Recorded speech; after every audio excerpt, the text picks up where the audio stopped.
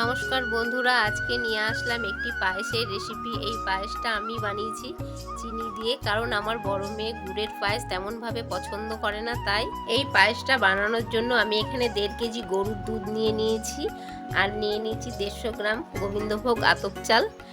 এর মধ্যে সামান্য পরিমাণে নুন দিয়ে দিলাম।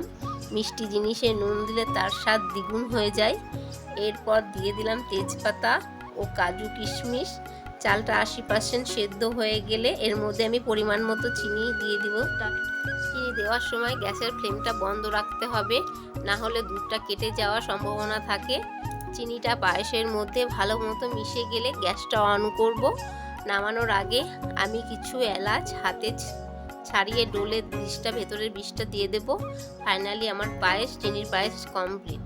ভিডিওটা ভালো লাগলে আমার পাশে থাকবেন।